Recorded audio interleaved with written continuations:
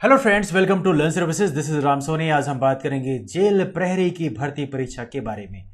Jail प्रहरी की भर्ती परीक्षा 2020 का नोटिफिकेशन आ गया है। इसके बारे में आज एक ब्रीफ बात करेंगे, हर एक फैक्टर्स के बारे में, चीज़ें कैसे काम करती हैं, क्या जेल प्रहरी का क्या क्वालिफिकेशन है, क्या क्या लिमिट्स हैं, एग्ज़ाम कब तक फॉर्म भर सकते हैं, कैसे भर सकते हैं, और परीक्षा का दिन क्या होगा, इन सभी चीज़ों के बारे में बात करेंगे। Let's begin this one.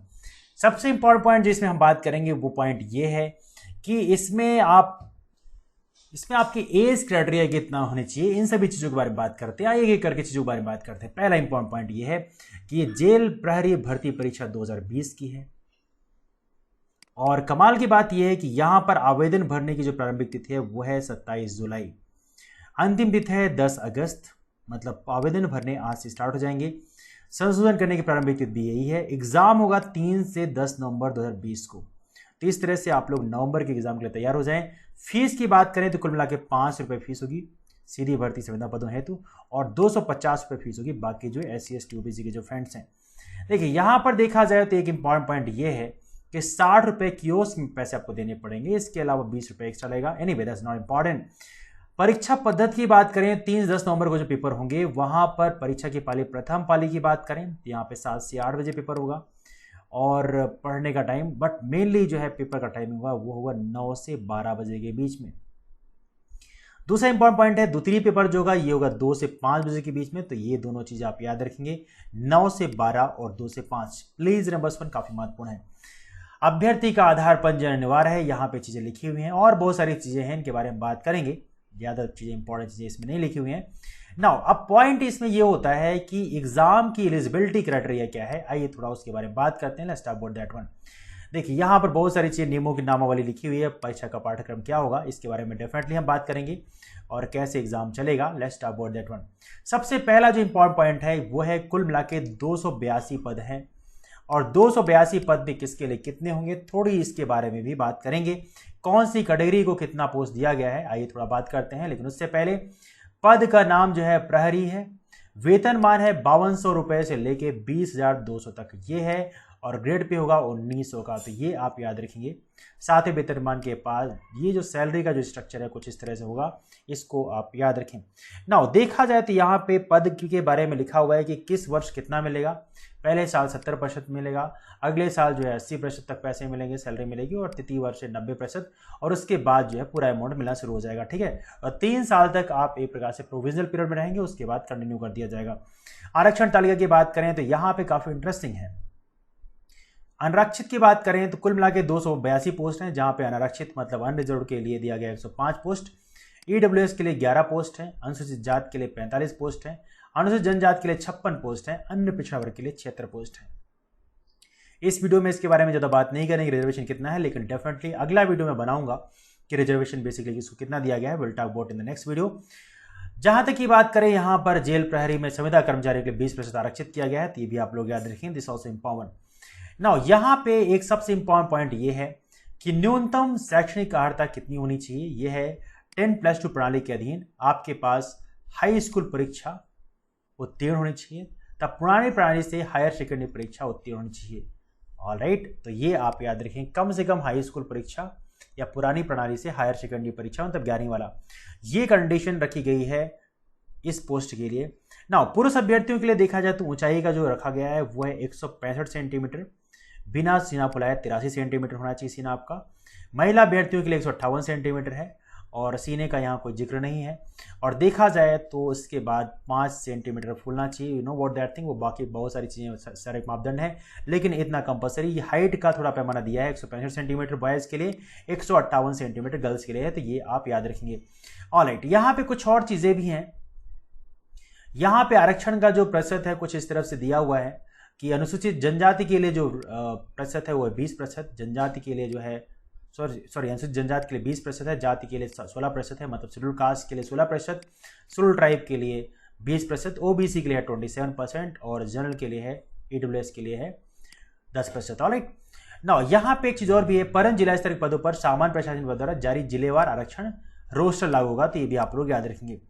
Well यहाँ पे बहुत सारी चीज़ बारे में बात की गई है, लेकिन एक इंपॉर्टेंट पॉइंट ये है कि हर एक कम्युनिटीज़ के लिए कुछ परसेंटेज रिजर्व किया गया है, इसको भी आप याद रखेंगे। और एक नाउ इसके बाद जो सबसे इंपॉर्टेंट पॉइंट है जिसके बारे में बात करना जरूरी है वो ये है कि देखिए यहाँ पर आयु सीमा के बारे में लिखी है, छूट सहित अधिकतम आयु आवेदन दिनांक पद की भर्ती के लिए जारी विज्ञप्ति में निर्धारित दिनांक को 55 वर्ष अधिक नहीं होना चाहिए।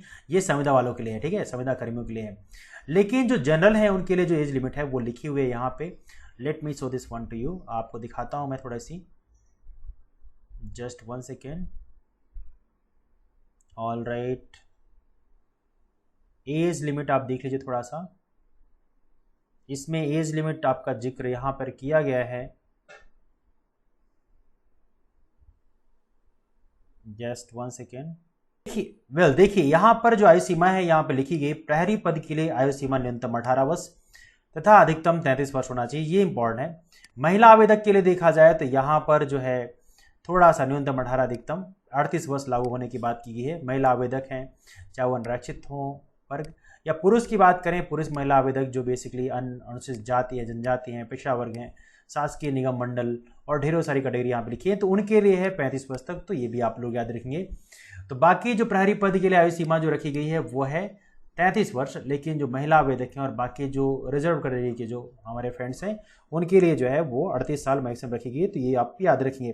तो ये रहा आपका एज लिमिट का, तो इसके लिए आप लोग याद रखेंगे। नाउ इसके अलावा इसमें कुछ चीज़ें और भी लिखी गई हैं जिसके बारे में आपको पता होना चाहिए, और वो लिखा गया है आपका, देखिए एज लिमिट यहाँ प्रॉपरली लिखा हुआ है, देखिए आप देख सकते हैं यहाँ पे सबकी अपनी अपनी एज लिमिट रखी गई है, 5 साल का रिलैक्सेशन दिया गया है।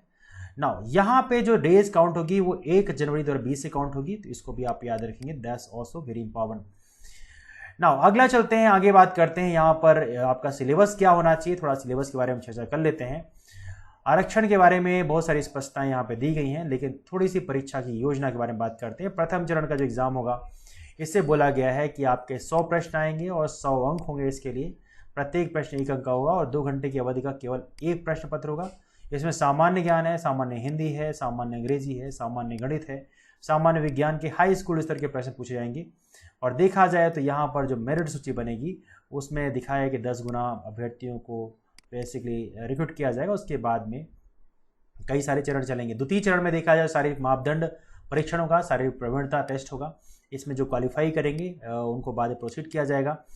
यहाँ पर प्रवीणता टेस्ट भी है शारीरिक प्रहरी पद हेतु, और टेस्ट की बात करें तो यहाँ पर एक टेस्ट दिया है शारीरिक प्रवीणता टेस्ट लिखा है, इसमें 800 मीटर दौड़ होना चाहिए और जो कि 2 मिनट 50 सेकंड होना चाहिए बॉयज़ के लिए, गर्ल्स के लिए 4 मिनट का टाइम दिया है। भूतपूर्व सैनिक के लिए 3 मिनट 15 सेकंड दिया है। गोला फेंक की बात करें तो 20 फीट तक जाना चाहिए आपका, गोले का वजन 7.26 है। गर्ल्स के लिए 16 फीट है, यहाँ पे 4 किलोग्राम रखा गया है। 15 फीट है भूतपूर्व सैनिक और होमगार्ड के लिए 7.60। तो ये है आपका शारीरिक प्रवीणता टेस्ट, इसके बारे में मापदंड लिखे हुए हैं, तो आप इसको याद रखेंगे। वेल इसमें काफ़ी सारी चीज़ें आपको यहाँ पे दी जा रही हैं, हर एक चीज़ मैं यहाँ पे कवर करूँगा आपको। नाउ यहाँ पे एक चीज़ और भी, यात्रा किराया देने की बात की गई है। तो आरक्षित श्रेणी के जो योग्य उम्मीदवार हैं उनको शारीरिक नापजोक व इसके लिए साक्षात के उपस्थित होने के लिए यात्रा भत्ता राशि की बेसिकली नियमों अनुसार दी जाएगी। तो ये भी चीज़ें आप लोग याद रखेंगे, दैट्स ऑल्सो इम्पॉर्टेंट। वेल देखा जाए तो यहाँ पर कुछ और चीज़ों के बारे में बात किया गया है जो काफ़ी महत्वपूर्ण है आपके लिए, जैसे कि न्यूनतम शैक्षिक अर्हताएँ आवेदन पत्र में भरने की तिथि को अनिवार्य रूप से पूर्ण होनी चाहिए। ये कंडीशन है, जिस दिन आप फॉर्म भर रहे हो उस दिन आपके पास वो चीज़ें होनी चाहिए। और कुछ सामग्रियाँ हैं, तो ये तो इम्पॉर्टेंट चीज़ें नहीं है इतना इम्पॉर्टेंट, बिकॉज ये सभी को पता है कि कौन से एग्जाम में आप क्या चीज़ें लेके आ सकते हैं, क्या चीज़ें नहीं लेके आ सकते। नाउ यहाँ पे देखा जाए तो यहाँ प्रश्न पत्र के बारे में कुछ पॉइंट यहाँ पे लिखे हुए हैं। 3 घंटे की अवधि के प्रश्न पत्र के लिए कुछ कंडीशन यहाँ पे दी हुई है, दीज आर सम कंडीशंस, हालांकि इतना इंपॉर्टेंट नहीं है। बट यहाँ पे एक बहुत इंपॉर्टेंट पॉइंट ये है कि यहाँ पर ऋणात्मक मूल्यांकन नहीं किया जाएगा, तो ये आप याद रखेंगे। ऋणात्मक मूल्यांकन यहाँ पे कतई नहीं है, तो इसको आप थोड़ी सी याद रखें, this is little bit important. यहाँ पे कुछ सारी चीज़ें बताई गई हैं आपको, उतना इंपॉर्टेंट नहीं रखता। नॉर्मलाइजेशन मार्क्स कैसे होंगे, हाउ इट वर्क्स, ये सब चीज़ों के बारे में बात किया गया है, तो उतना इंपॉर्टेंस नहीं रखता। परीक्षा के परिणाम की बात करें तो आयोग की वेबसाइट में डिक्लेयर किया जाएगा, और जब डिक्लेयर किया जाएगा, जब आयोग चाहेगा तब डिक्लेयर करेगा। ना यहाँ पे आवेदन फॉर्म यदि भरना है तो उसके लिए बहुत सारी इन्फॉर्मेशन दी हुई है। तो यदि आप लोगों को आवेदन फॉर्म भरने में कोई दिक्कत आती है तो आप लोग नीचे कमेंट कर दीजिएगा, तो वो कमेंट देखकर मैं डेफिनेटली, यदि आप लोग चाहेंगे तो डेफिनेटली मैं एक फॉर्म भर के दिखाऊंगा कि बेसिकली फॉर्म कैसे भरा जा सकता है, तो उससे आपको एक ब्रीफ आइडिया मिल जाएगी कि फॉर्म कैसे भर सकते हैं। तो ये रहा कुछ इन्फॉर्मेशन इसमें और समयावधि दी हुई है कि कब तक फॉर्म भर सकते हैं। 15 दिन का टाइम आपके पास में है और इसके अंतर्गत आप भर सकते हैं। और ये ऑनलाइन परीक्षा का विवरण तो डिस्कस ऑलरेडी हम कर चुके हैं, we already discuss about that one.